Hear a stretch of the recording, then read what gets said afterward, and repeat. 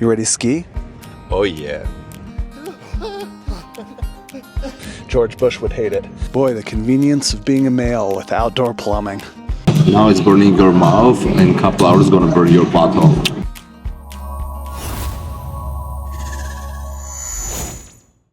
Well, it is the crack of 2:15 p.m. and we are off. We are headed to Mammoth Mountain in the Eastern Sierras for Elevation Ski Week. You ready to ski? Oh yeah. TBD on the ski. Not for me. I will be skiing. Well, maybe I'll do the snowboarding. I can't ski. You know. Did you pack your goggles?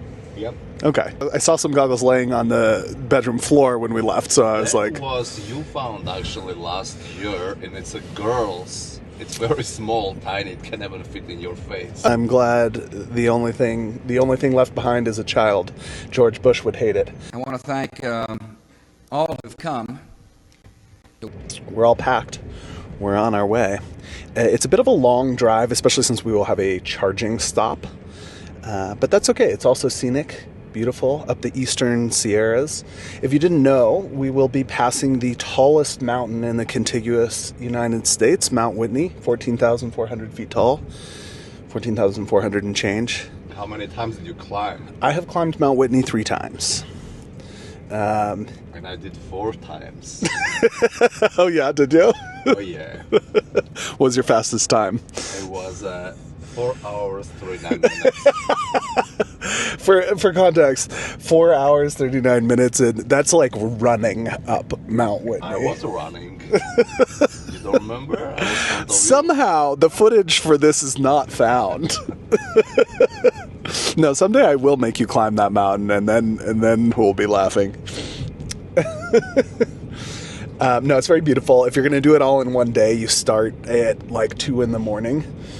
Although you could start later if you're racing. Okay, so the first time I did it, I was in really good shape for this type of thing, but there was also a ton of snow, which makes it a lot harder. And you're much lighter, I'm sure. I mean, I was still pretty heavy, but I was definitely like at least 235 at that time.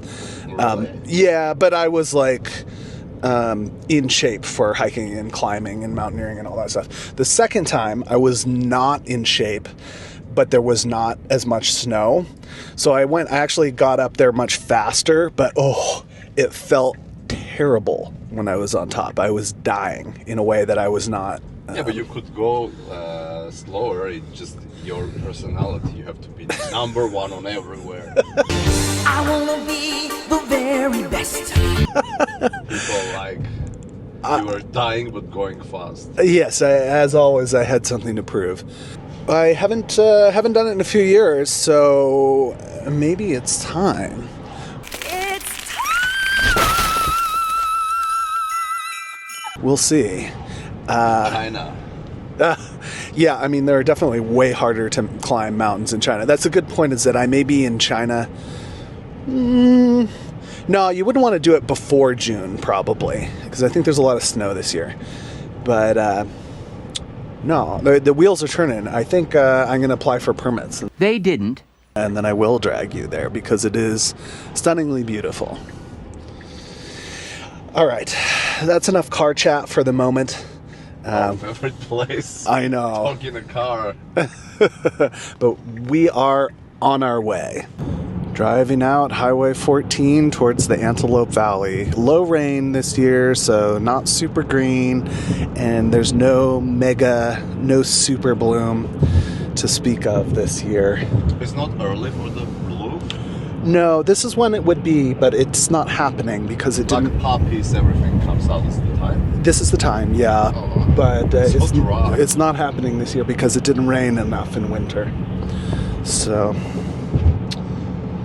that's that. Here we are, first snow. This is actually, 20 minutes from our house or something. This kind of just goes to show you the variation in climatic conditions in California. We live in a place where it doesn't really freeze, and 20 minutes away from our house, here's the snow. And then, a few minutes in the other direction, it's much warmer, and it's the Pacific Ocean, where it doesn't even get close to freezing ever. This is actually one of the things that makes California so rich in different types of plants, is within relatively small areas, the geologic and geographic variation produces many, many different types of environments. So there's different niches for things to speciate into, and there's different barriers to expansion of plant ranges. So things are constantly evolving and changing within a relatively small space of area. It's what makes California a biodiversity hotspot.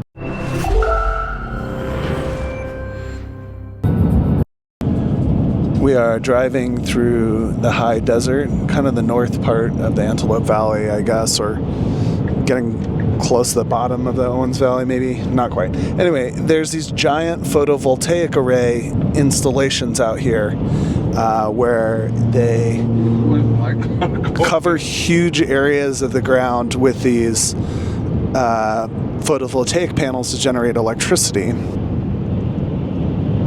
And if you have looked into getting solar panel array for your house in California recently, you'll notice that they changed the net metering rules. That was in response to pressure from the utilities to the governor and I guess the state government in general, so that instead of you as an individual putting more solar on your house where you use the power, now they're basically incentivizing these kind of massive installations where the utility owns it and generates electricity from the solar and sells it to you. So bummer for multiple reasons, because in general I think we should have more generation on site, on consumption site, because you're not using up huge amounts of lands doing that, and then you don't have to transmit it with power loss great distances, and then you also don't have to have an exploitative business relationship with an electrical utility.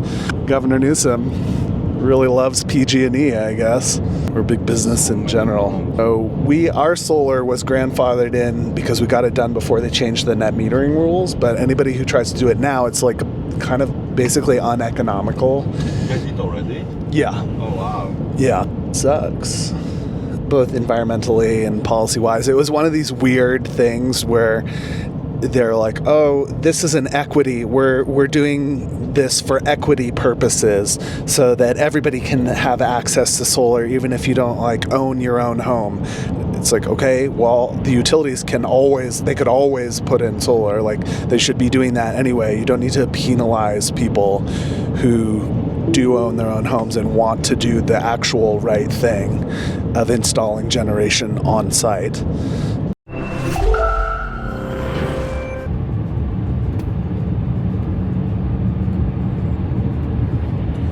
Subject to flooding? Yes, it has flooded.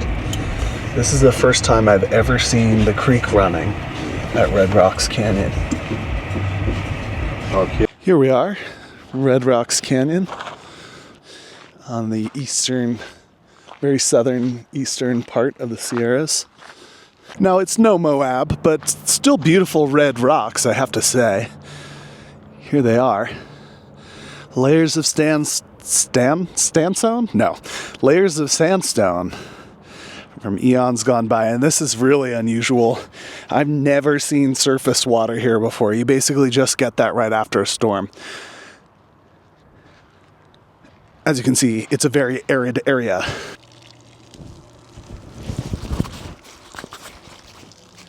Boy, the convenience of being a male with outdoor plumbing. Gotta say, grateful for it, because I'm lazy. Could that be in the distance? A wild Cybertruck has appeared.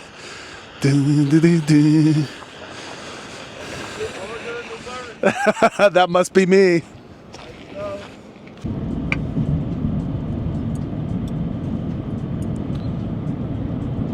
Just a little drive-by of some more sandstone formations as we head out of Red Rocks. Well, here we are again, pushing the envelope. We are on our way to Lone Pine, which is our supercharging stop, and estimated that we will have 5% battery when we get there, so the wind better not start blowing against us too hard. By the way, these glasses for some reason have this feature. I don't know what the purpose of this is, but now I have the option to fold them forward. It's almost like a visor. Perhaps luckily we have been rerouted away from the Lone Pine charging station as it got down to like 3% battery chance. Instead, Where we are, I don't know. we are going to Inyokern, the thriving metropolis of Inyokern. In Ben's Tesla a long time ago, this is the charger that we skipped when we ran out of charge. Oh, I see. So we've been here before. Yes. Learning from our mistakes. That's growth. Oh yeah. We are at Classic Burgers in Inyokern. And their specialty thing here is the Mojave Heat. It's like a chicken burger, but it is made with Carolina Reaper peppers, which are like the hottest peppers. And are you licking my sandwich? Ooh, you're taking the first bite, huh? I got it extra spicy for the gag of it. I am actually really hungry, so I'm going to eat the whole thing. Unless Nico takes it before I can have any. Right now it's not that spicy, but Okay. So here we go. I'm about to get reaped in the mouth. let me see your reaction. First reaction, it needs ketchup. It needs ketchup for sure. You can feel how oily it is. Okay. It's not even spicy yet. Not that spicy, right? Damn. My expectations were too high. I was not reaped in the mouth. I repeat, not reaped in the worst. mouth. I'm sorry that I'm not gonna eat it. You shake. Oh, wait a minute. Wait a minute. Wait a minute. That bite was very different. Spicy? Yeah. Oh, Maybe it's in the middle. yeah. Okay, I'm starting to feel it. I take it all back. It's worse than McDonald's French fry. No, that can't be true. So bad, try. Well, I can't try it till I get the ketchup. Hold on. Well, ketchup you can eat and shake it. You know what is the shit? Try without ketchup. Okay, I'm going back in for another big bite. Excuse me, ma'am. Are you absconding with my cheese stick? Whoop, drop the stick. Hands off the stick, ma'am. Follow us for more healthy living tips. Okay. Yeah, it's getting hotter. I mean, I don't think it's going to kill me, but at first I was like, this isn't even spicy, and now I'm like, this is spicy. Now it's burning your mouth, and in a couple hours it's gonna burn your butthole. I mean, I don't know if it's that strong, but it's definitely like stronger. But we do need some ketchup around here. Okay, I was worried this was going to be an emergency. It is not an emergency. I'm about to finish this burger. It's definitely kind of spicy, but I would say it's like 6 out of 10 spices by the time you get done. What about the quality? The quality, I mean, it's just a chicken. It's just fried chicken. It's not amazing. It's not terrible. I do not find it to be as disgusting as I find McDonald's to be. Glad to see that Nico is able to pick up some health food as well. It's a healthier version of the unhealthy. Yum, yum. All right, modest charge, and now we are on the road again. Do you know where our next stop is? No, Bishops? Yes, we're going to have to charge again in Bishop. You know what's in Bishop? Sounds familiar, but I don't remember. That Dutch bakery. Oh, yeah. Oh, yeah. Stunning vista from Inyokern. Do you know already what you are going to eat in Bishops? Well, when we go to the Shat House, I am going to get some kind of apple pastry, I think. That's for me. I don't know where the charging station in Bishop is, but it's probably not right next to the Shat Bakery. Say Shat again. Wow. Look at that.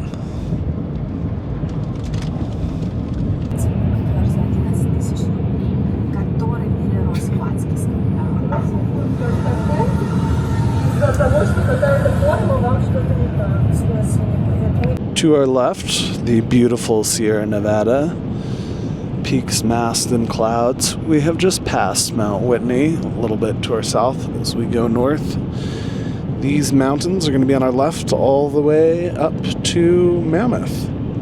In fact, we will be skiing in them. Mountains over to the right, the White Mountains, are the location of the oldest living trees in the world.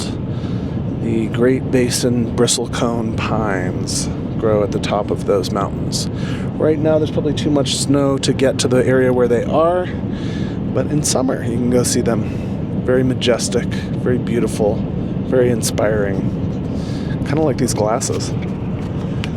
And there is a river, the Owens River over here. So you might see all that snow up there and see those mountains and wonder, why is this valley a desert? Why isn't this valley green and full of water, especially in summer?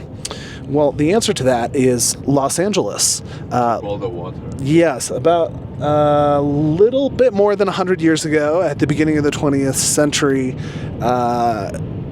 Los Angeles essentially did that, kind of did some sneaky shit and stole all the water. So all of the water that comes down out of these mountains still goes to the San Fernando Valley. Some of it probably comes to Santa Clarita, where we live, and other parts of Los Angeles. This used to be a verdant green farmland and a beautiful green valley, and now it's quite dry because Los Angeles is sucking out all the water. Here we are at the Schatt Bakery, Eric Schatt's Bakery. Classic place. Oh no, the tragedy. I'm like it's weird. There's nobody. Usually like, I'm in more pain than this one-armed engine. Well, tragedy strikes. The bakery is closed. So now we will sit in silence at the charger, thinking about our sins. Gee whiz, look at that. Beautiful Sierra. there's a casino. There is a beautiful casino as well. A lot of people are saying one of the most beautiful casinos. Gazebo. There's no gazebo in sight. Although we do have some nice cows. Hello, everyone. How are you? Hope you're well.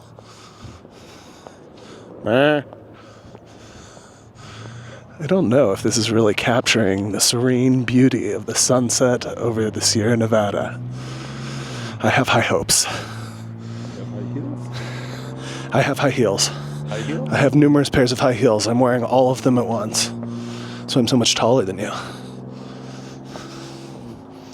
Here's a little bit of trivia for you. See these beautiful trees, Nico? Yes. Where do you think these came from, the original one? Cherry look like. It's close. It's a plum. It's a purple leaf plum, and it came from Armenia. Oh really? Uh-huh. Yes. As many prunus, that's the genus that plums, apricots, and cherries are in. Many, many different prunus from that region. Mountains in front. Moon behind. Ooh, look at that. Beautiful bright moon rising over the strip mall. It's giving California. Awe-inspiring moon.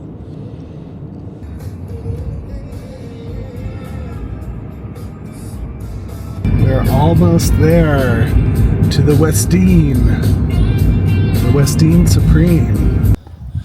All right, here we are. Maybe ask, and then we can take our stuff. Hey AD, welcome to my room tour. Cozy, we've got a kitchenette for all our cooking needs.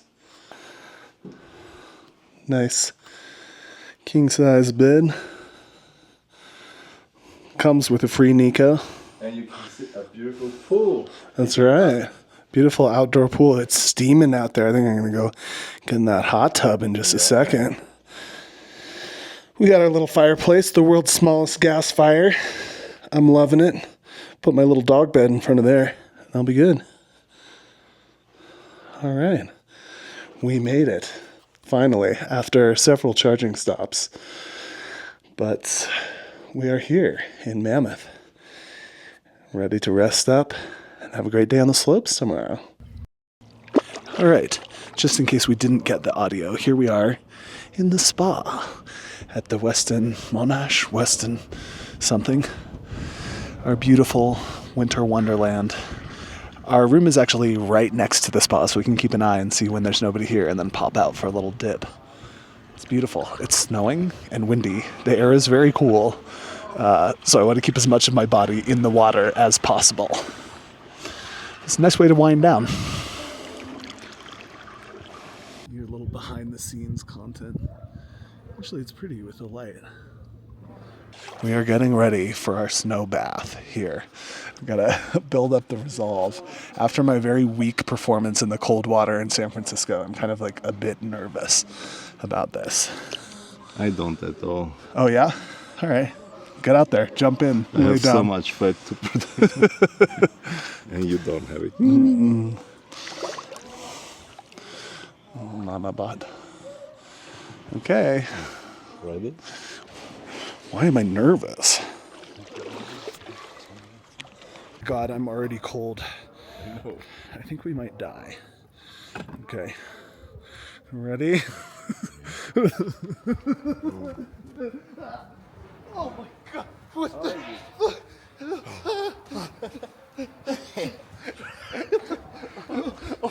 I can't feel my peg. Okay. Shit, my muscle. I can't feel my leg. Seriously. Oh. Oh my God. Okay. I'm like burning.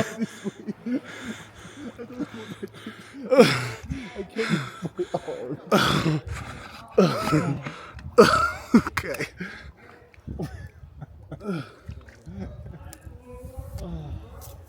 Is it still running? I don't know.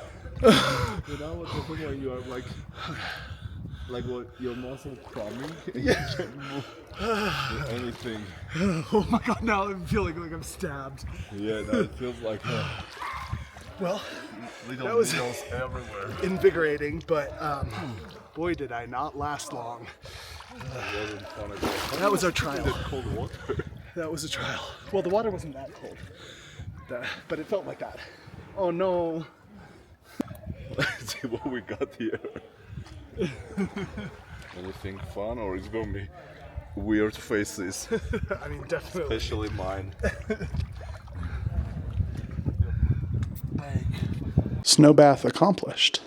An impressive 2.5 seconds in the snow tonight, but I think we can go longer. We'll work on it.